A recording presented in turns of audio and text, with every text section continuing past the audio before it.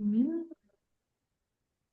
perfect. So next week is C4K comp. So exciting. Hector has planned a lot of great workouts for us to do, and we want to make this a fun experience for everyone, but also keep a high standard for our athletes because after all, it's a fundraiser, but also a CrossFit competition. But before we go into the movement standards, we're going to go into logistics first. So, a couple of things is where to park.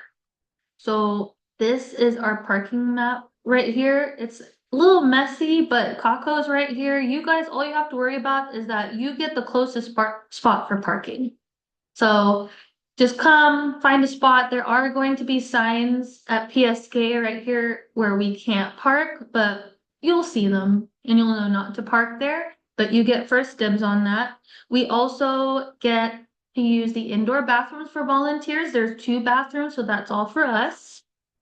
Um, and then for our judges, we have our AM shift and our PM shift. We so don't have people for the afternoon. So if you would like to come in the afternoon, please let me know at this meeting, or if you are watching the recording, text me, because we need about 6 judges to volunteer in the final. I Um, can be one. yes, gracias. Thank you. Cool. So, I how can also do that, Jesse. Tuesday. I have here all day anyway. Oh my gosh, thank you, Stephanie. Thank you, thank Yeah. you. Cool. So, how this works, we have the AM shift, which is from 7:30 a.m. to 12:30 p.m. You will have a judges meeting at 7:45 with Ashley Arney, who is our head judge. If you have any questions or if there's any judging disputes and athletes come to you, just tell them go to see Ashley Arney. She has a head judge shirt on. They won't miss her. She's got a strong presence, so you'll know exactly who she is. And then for the scorecards, you're just gonna hand them to Mirna. Mirna's the floater in the morning, so she's just gonna come to you and pick them up. You're just gonna stay in your lane. You're gonna stay in your lane and just focus on counting because you will be exhausted. Pretty pooped. Um, oh, I saw Justin said he would do it too. Thank you, Justin. Cool, thank you. And then at 12:30, we get a lunch break. It says 12:30 here, but you have a lunch break between 12:30 and 1 p.m. for the PM judges. But at 1 p.m., um, this is mostly for people who are going from the morning straight into the afternoon.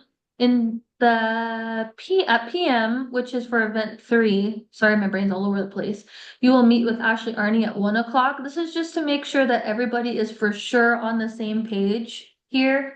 But the same rules apply where Kristen is our floater, so she's just going to run around and pick up your scorecards and you just focus on counting reps.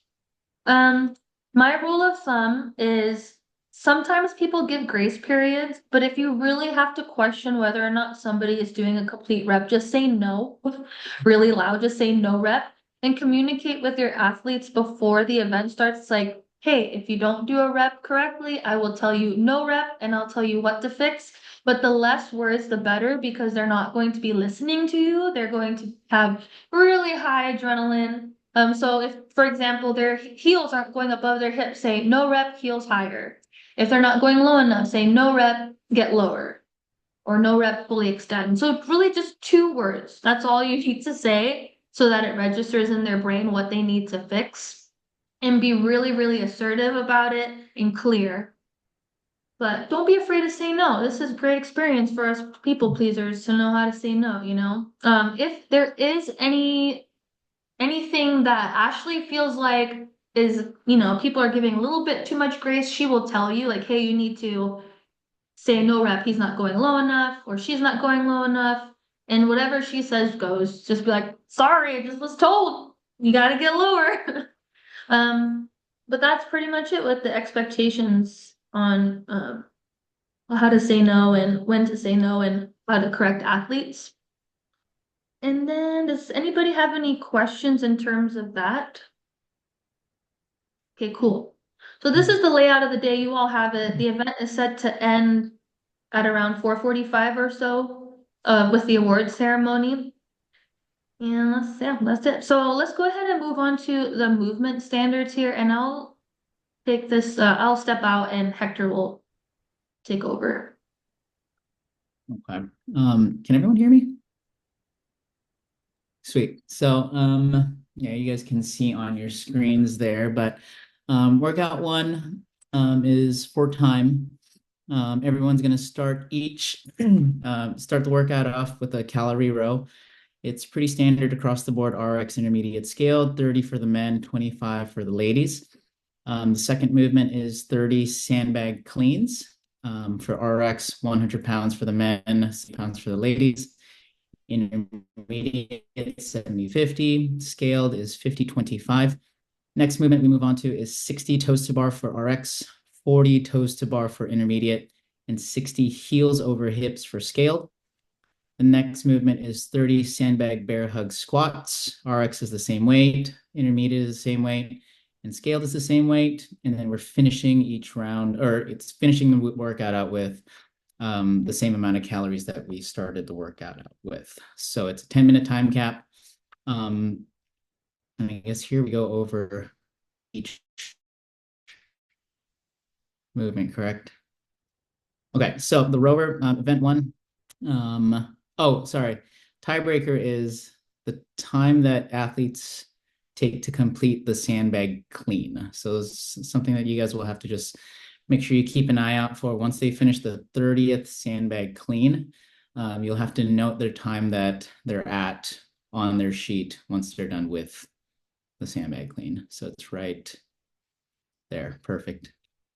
Oh, what's up, Freddie? My bad.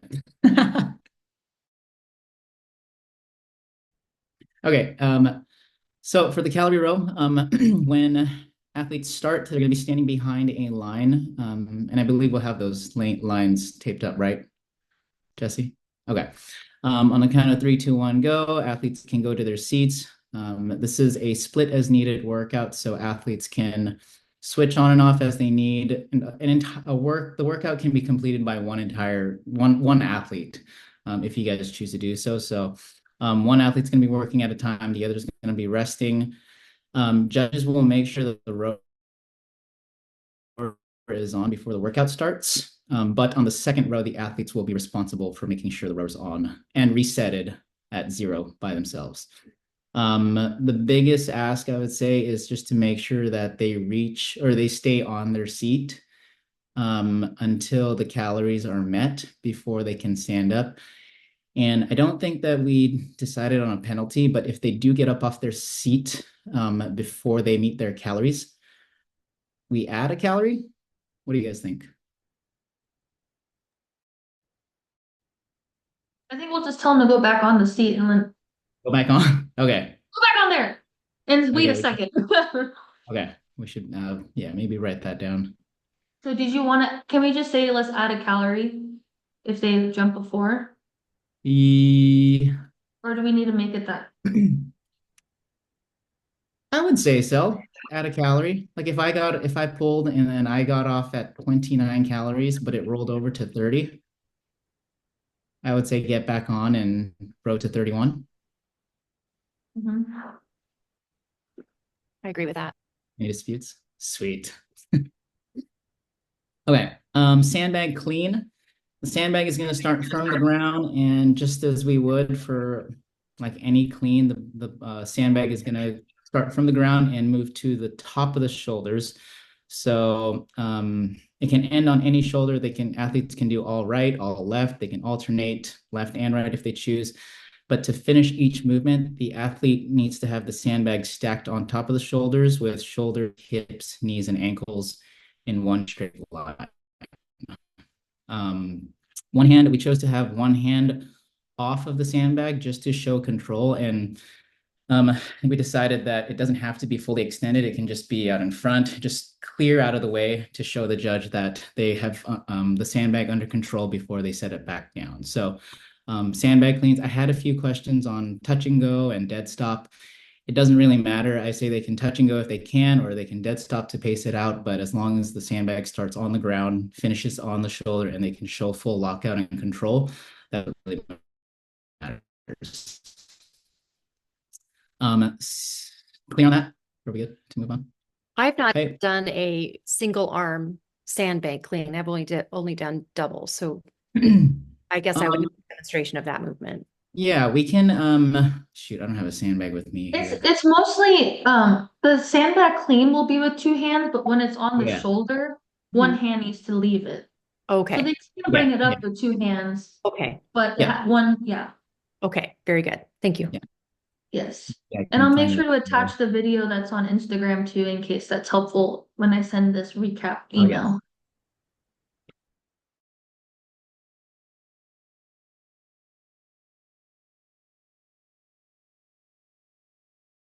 Jesse, thank Squat. So the sandbag must be above the hips and in contact with the torso at all times.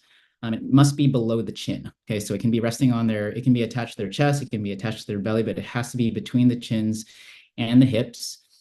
Just as we would any squat, standing tall to start, and then we're squatting, meeting below the top of the knees, below parallel, and then we're finishing the way we start with hips, knees, and shoulders fully stacked over the ankles. Okay, and then the toes to bar. I added those parentheses like 30 minutes ago, but starting with the body in full extension is what we're looking for. So I know athletes the ones that are a little bit more seasoned, can hop into that hollow body position. I think that should be okay as long as they can show us that they're meeting that full extension, with feet going behind the vertical plane before they bring their toes up. Okay, so toes must touch the bar at the same time to complete each rep, and then come back down, bring feet behind the vertical plane, and then coming back up. And then same with the heels to hips, starting with full extension at the bottom. Both feet must come behind the vertical plane, and then both heels must go above the hip crease to meet the standards. They can come up to chin height, they can come up to eye height if they choose to, but the minimum is hip height. Can't imagine somebody starting a toaster bar in a toaster bar. Like, I've seen some scale go to the crazy. toaster bar and they chose to do it. That's crazy. That's actually really impressive. Yeah. So before we go into the second event and questions about event one, thanks, Hecky, for taking the time to add those things. This Oh, is yeah. what the score sheets will look like, just so that there's an RX version, intermediate version, and scaled version. Each event has a specific colored paper, so you don't confuse one event score sheet to the other. And you don't have to worry about organizing these sheets. You're gonna get a clipboard with your name on it that has the order of all of your teams already written and your team name, because when you get there, it's gonna be so crazy that all I want you to focus on is meeting with Ashley Arney and making sure you understand the standard. So these tiny things, just know will be filled out, get familiar with it, what to write, how to fill it out, all of that, but if they get done before the time cap, you write what time they completed it, make sure you write down the tiebreaker, look at the clock. And if they don't finish it under the time cap, say they said a guy completed 40 toes to bars, but then got 5 sandbag squats, so that's 100 plus 5, so it's 105. It's like the open. Does that make sense? Cool. All right, so now event number 2. Anybody have any questions though? Only one athlete working at a time, correct, Jesse? Yeah. Okay, great. Take it away, Hecky. Okay, so workout number 2 is 12 minutes on the clock. So it's all going to be on a running clock. The event is going to start off with a sit and wrap of 20 kettlebell snatches for RX at 53 and 35 pounds, 35 and 26 for intermediate, and then 35 20-pound dumbbells for scaled. And then second movement is 20 lateral burpees over the bar, and that's pretty standard all the way across. And then after the first 6 minutes, we move into 6 minutes to establish a 1 rep max bench press. So athletes can split the reps up however they want for the 6 minute AMRAP. And then for the second 6 minute portion, it's going to be a combined total between the two athletes to add on to their score. For the kettlebell snatch, kettlebell snatches are going to be done anywhere below the hip. So we did switch this standard up maybe 1 or 2 times just to kind of simplify things. But I guess this is kind of just dependent on how coaches teach their athletes. But, the way that I've seen most kettlebell swings and kettlebell snatches taught is that they start from the ground, hike it into the hips, load the hips, and then drive it up overhead for that full extension. We wanted to keep it consistent with the dumbbell snatch. And I know that for hang dumbbell snatches, if you were to see that in the open or CrossFit competitions, it is required that you do stand up all the way first and then hinge at the hips and then bring it overhead. So we're just going to keep it sweet and simple for both the kettlebell snatch and the dumbbell snatch, and say that hips and finish in the overhead extension. They can count that. So for that first rep, if they want to take it from one smooth motion from the ground straight to the overhead, they can do that. And then from there, keep it continuous in the hang position. As long as it's below the hips and finishes overhead, they can count. They can make it harder on themselves and take each rep to the ground, but that's going to be their choice. They can just meet the minimum if they choose to. So for the dumbbell snatch, they won't have to, the hang dumbbell snatch, they won't have to stand up all the way. Did I cover everything on that one? Questions at all? Good. Okay. Lateral burpees over the bar. Oh, sorry, Go Hecky. ahead. Dumbbell and kettlebell's like the same standard for both. Yeah, I would say so. Okay. Just Make it to easy. yeah, encouraging confusion between the Okay. two. Lateral burpees over the bar.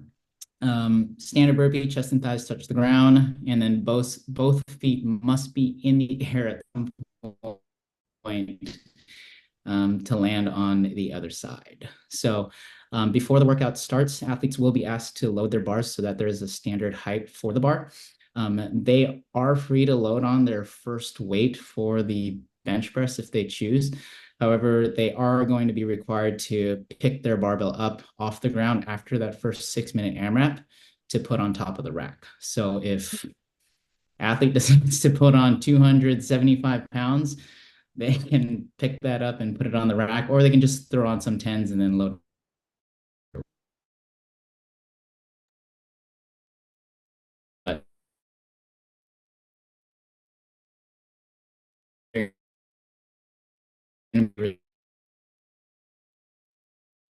Responsible for putting arm is allowed. So if athlete wants to use all right arm for the entire 6 minute AMRAP, they can. If they want to switch it up, they can switch it up, but we'll leave it to the athlete to choose from there as long as they meet the standards for each rep. Bench press, only 1 bar per station. Shoulders, hips, and feet. Shoulders and hips must be in contact with the bench at all times, and feet must be on the floor at all times. What else? Only athletes can rack their weight. Judges can't help in any way. They must have clips on their bar, and this is just more of a safety thing. Athletes must complete their last rep right before the 6 minute clock ends. And What about spotting? If the other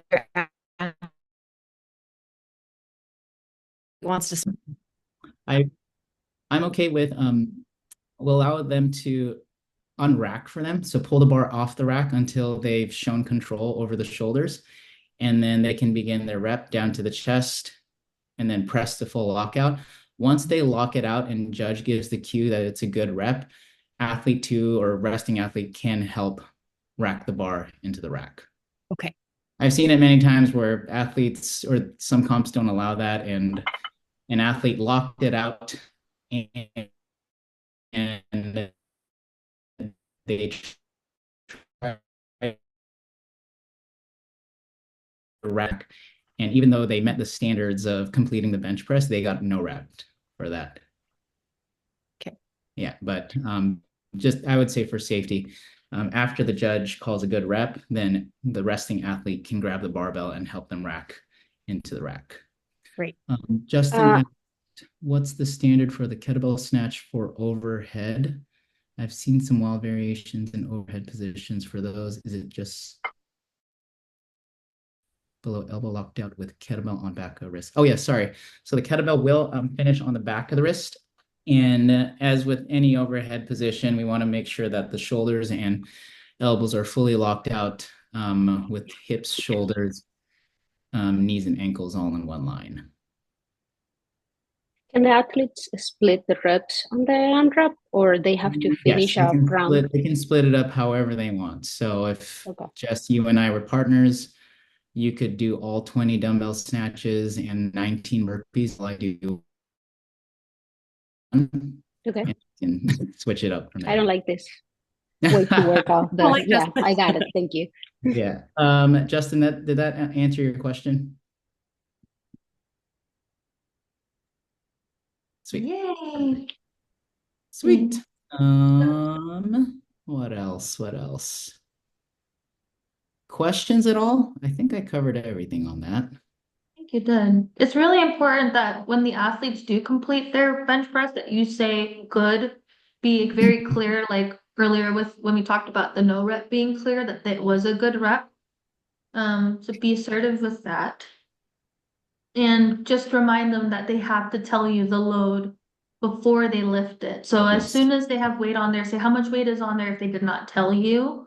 For the scorecards, there's event 2A, which is this portion right here. So if they complete 20 snatches, 20 burpees over bar, you can do it however you want to. You want to do tally mark, so be it. If you want to just say check mark, got it. They did 5 here, great. Just like the open, you decide how you want to keep track. And this is part B. So when athlete lifts, attempt 1, attempt number 2, attempt number 3. Let's say that they have a 4th or 5th attempt. If you just want to squeeze it in somewhere, that's fine. I can also add more rows. I might just do that anyway. But this is where you put down the score for rounds and reps, and this is where you put in the combined load. Make sure that you circle which one they've successfully completed. And then, Jesse, we keep losing you. oh, I'm so sorry. The internet is really crappy here. Can you hear me now? We can't hear Oh you. yeah. Yeah. Where Where did are I you? leave off? Why You did I left leave that? at event 2A. Oh, oh my gosh, I was frozen for a while. Yeah, so you can tally mark however you'd like to here, just like the open. And then event 2B, did I freeze again? Ugh, I froze again. Mm, Did I yeah, freeze? you did. 1 second. Ugh, stand by. What about now? Okay, I got on my hotspot. Anyways, All right. Heyo. okay. So tally mark however you want to. Event 2B, this is where athlete A does their attempts, how much they did, check mark yes or not, did they make it? Whatever they successfully completed, circle that number and do a little bit of math and put the total here. And make sure, this is the other thing I forgot to mention, make sure that when the athletes sign, that they see their scores before they sign it. Because if they sign it, that means that they have been given, they gave written consent that they agree with your scores and that they saw it. So just make sure that you say your rounds and reps are blank, your total combined load with 120 plus 170 is 290. Please sign here. And then you're good to go. That kind of helps take away any liability from you guys too. Any questions? Cool. Can they go back down and wait for like the bench? Like if they miss something heavier, like can they go down and wait? Oh, yes. Yeah. Good question. Cool. Event 3, the best one. Event 3 is called Twisted DT because it is. Have you guys seen people test this? I've not done I this. love And I love watching people test this one. So Twisted DT is a 10-minute AMRAP. The AMRAP begins with 4 rounds. One round of DT is going to be 12. Twisted DT is 12 deadlifts, 9 hang power cleans, and 6 thrusters. So on the count of 3, 2, 1, both athletes will begin with 4 rounds of Twisted DT at the lightest weight. 2 rounds, they'll add weight after that for 2 rounds at a medium weight, and then they'll go for max rounds and reps at a heavier weight. So for RX, the lightweight is 115.75. The second weight is 135.95, and then the final weight is 155.105. For the intermediate, 95.65, 115.75, and then 135.95. And for the scaled, it's 75.55, 95.65, and 115.75. So for the first 4 rounds, athletes will choose who is athlete 1 and athlete 2, but they're going to be alternating full rounds. So if Jesse and I were partnered up and I choose to be athlete number 1, I'm going to complete a full round of Twisted DT round 1. When I'm done with round 1, then Jesse's going to hop on the bar to complete round 2. When she's done, I hop in for round 3, and then she'll complete round 4. So once she's done with round 4, then we're both going to unclip our bars, load the weight for the second weight. I'm going to complete round 1. She's going to complete round 2. And that's it for the second weight. We're going to unclip our bar, load on the final weight. And then at the final weight, we can break up the reps however we want. So it's not full rounds. I can choose to do 11 deadlifts, and then Jesse can hop in to do the 12th deadlift and go into 9 hang power cleans, and then I can complete the 6 thrusters. You guys can alternate every 2 reps, 3 reps, or just hold on for dear life until you decide to hand it off to your partner. However you guys want to break up that last weight, you guys can break it up however you choose. But that's a pretty standard one as far as the format goes. Are there any questions on that? no. Okay. So the deadlifts, the bar is going to start on the floor, conventional style deadlifts. So feet are going to be under the hips and between the hands. They're going to stand the bar all the way up with hips, shoulders, knees, and ankles all in one line. I like to emphasize to athletes to just make it convincing and get the shoulders slightly behind the bar to show full extension. That way judges have an easier time judging and there's just less questioning. Athletes cannot bounce the barbell off the floor, so there can't be an active press down into the ground to get that bar to bounce up a few inches to make that rep easier. But a nice controlled descent and touch and go reps should be fine. So that's going to be for the deadlifts. For the hang power cleans, each rep must begin with full hip and knee extension. Okay, so from there, they can bend at the hips and knees and then bring it to the shoulder, catching above parallel with elbows up and bar resting in the front rack. And I think that's it. Oh, and they must stand tall in order for each rep to count. And then for the thrusters, bar is going to start in the front rack position, fully standing, so hips and knees locked out and stacked. They're going to front squat the bar to full depth, breaking parallel, and then they're going to finish the lockout and push press it overhead. So to complete each rep, they must show that the bar is over the shoulders with elbows locked out, hips and the hips and knees locked out. Did I cover everything? Mhm. If they push jerk it, it's a no rep. If they walk out, as long as their legs are straight while they're walking, it's okay. That one's such a iffy gray area one, I but know, if just don't walk.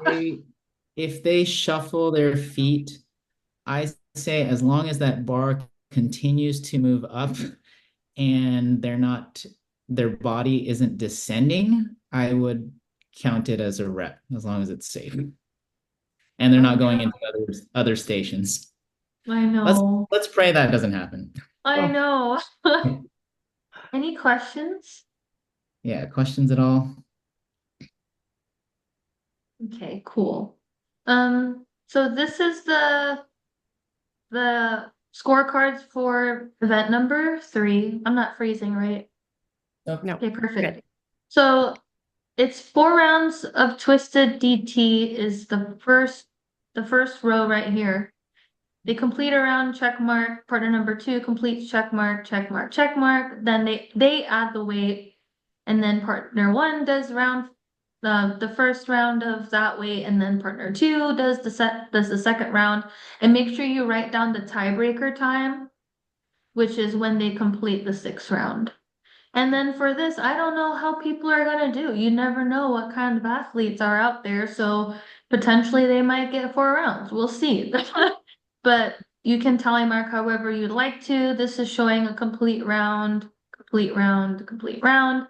But the score is the total rounds and reps of the last weight. That's their score. Cool. I forgot to mention that the tiebreaker time for event 2 is when they complete round 3. So make sure you write it up here, their tiebreaker time. Okay. All right. Any questions? All right, folks, what we're about to tell you is top secret. Secret. Don't tell your friends, don't tell your wives, your husbands, don't tell your dog or your cats. This is the final workout. All right. So the finals is going to be 4 times. Athletes split as needed, one athlete working at a time while the other rests.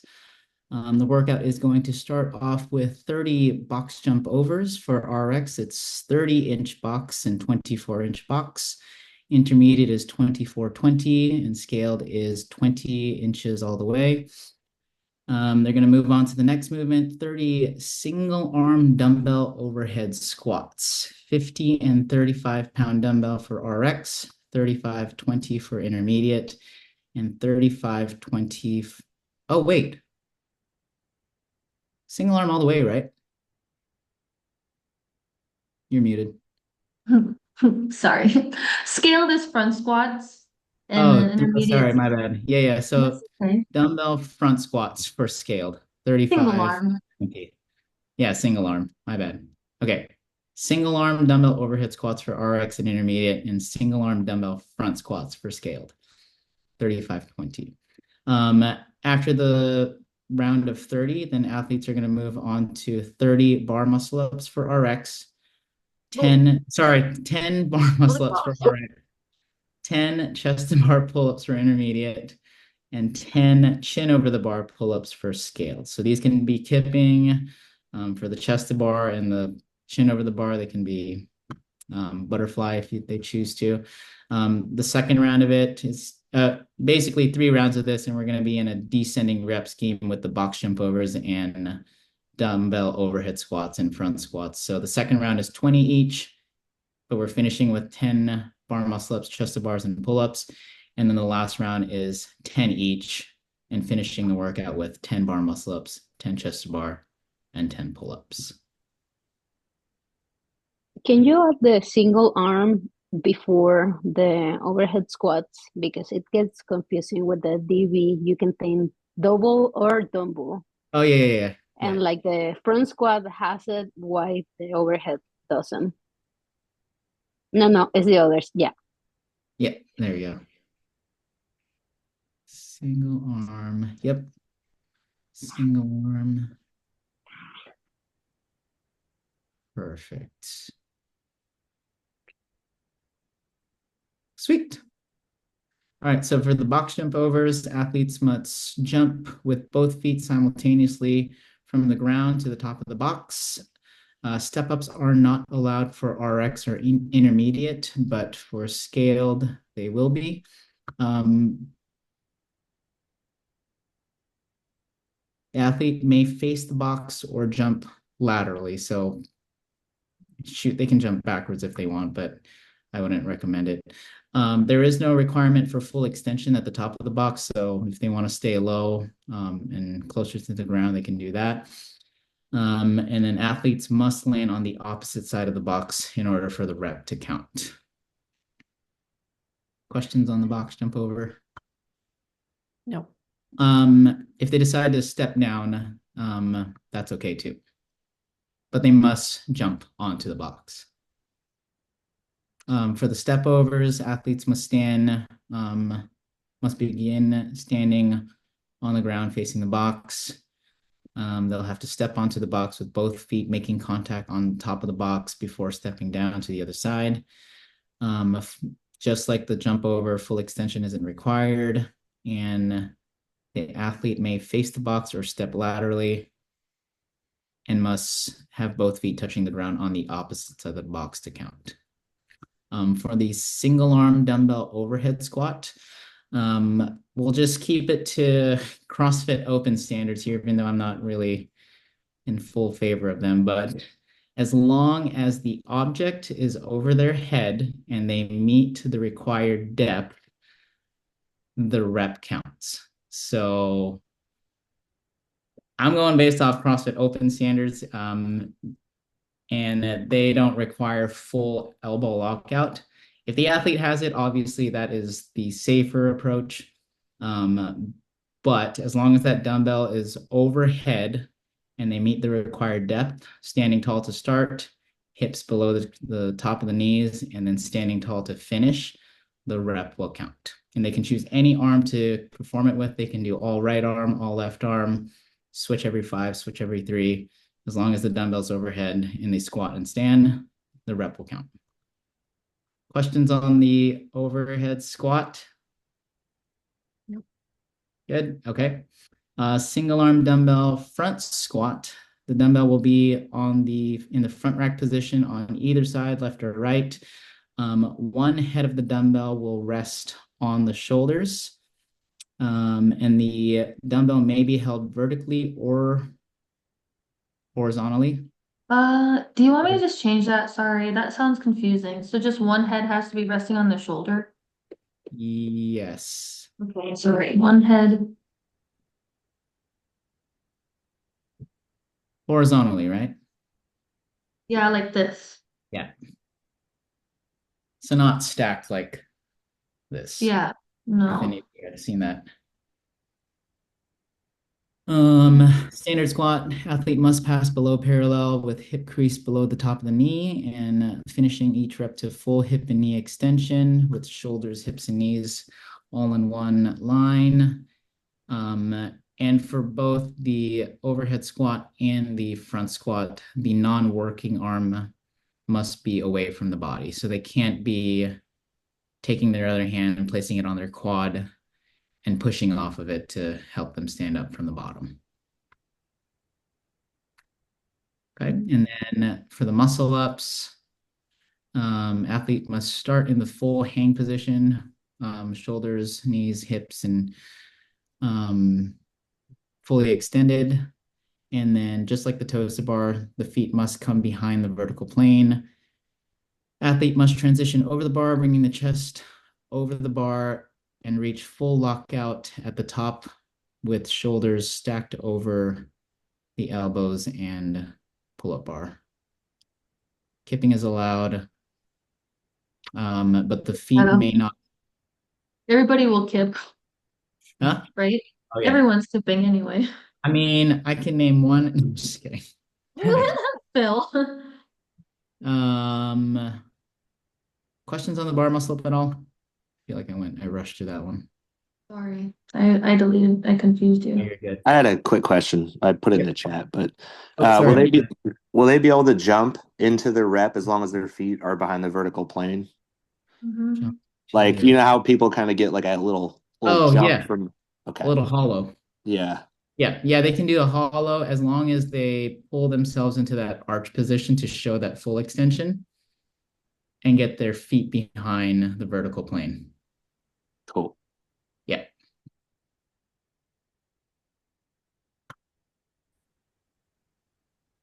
And then the chest to bar, starting the rep is going to be the same. Chest to bar and chin over the bar pull-ups. Starting in that fully extended position, feet come behind the vertical plane. And then for the chest to bar, the chest must make clear contact with the bar below the collarbone. And then for the pull-ups, the chin must clearly pass over the horizontal plane of the pull-up bar at the top of each rep. Grips are permitted. Any grip. Do you want to do this, Hector, where some people can do pronated, supinated, or do you want Oh, them yeah. to do? Okay. Yeah, let's do it. Okay. I thought you were talking about gymnastic grips. They can choose if they want to. Yeah, they can do that. Just no grips and tape together. Exactly. Which we don't have tape at Costco anyway. No. Cool. Any questions on the movement standards? Okay. So this is the finals score sheet. Really simple, just a chipper. That's all. Make sure they sign it. This is not a winner take all situation like we've done in the past and some CrossFit competitions do. The final workouts are weighted differently. So if you're currently in first place and second place is really close to you, scoring wise, but during the final, that second place team won first place, they could easily get first because it's weighted heavier. Okay. Yeah, that makes sense. Mhm. Yeah. Well, that's pretty much it in terms of the movement standards. If anything seems confusing, please don't hesitate to ask. Ashley, Arnie, and Kimberly Thompson. Kimberly is the check-in person for all the athletes. So athletes will arrive 10 minutes before their heat time to the check-in area. And she'll go over the basic things to remember, like don't forget to tell your judge what your weights are for your bench press before you lift. And then they'll go into their lane 3 minutes before they start. So that, for example, if they wanted to set up for event 2 their barbells for their first attempt on the bench press, then they could. So it's kind of important that as soon as people are done with their heats, yes, they'll be tired, but just so that they know, and we'll tell the athletes too that the next heat will be coming in. So it's like, get out of here and pass out somewhere else, could you? Kind of thing. But yeah, anything to bring up, just let me know, shoot me an email. And Hector's also a good person to talk to during the day, but he's going to be very busy emceeing, which is why Ashley is the go-to person. But if you can't find her, Hector won't mind to help you No, if you not have at a all. question. Yeah. Cool, How many fam. people are participating? There's 62. We have 124 athletes this year. Wow, that's great. Pretty crazy. Pretty crazy. Yeah. Well, thanks so much for being here. Super excited. Oh, wait, a poll. How many of you need to ask, this is actually really important. I don't remember how to do a poll here, but you need to tell me, do you prefer like sandwiches, pizza, or tacos? Sandwiches, Yes, pizzas, please. or tacos? Type in your answer in the chat. Okay. This is for lunch. Oh, gee whiz. Wait, what are the options? Sandwiches, Sandwiches? pizza, or tacos? Oh, Oh, man. sandwiches. Oh. Oh, yo, yo, yo. I'm writing this down. Mm.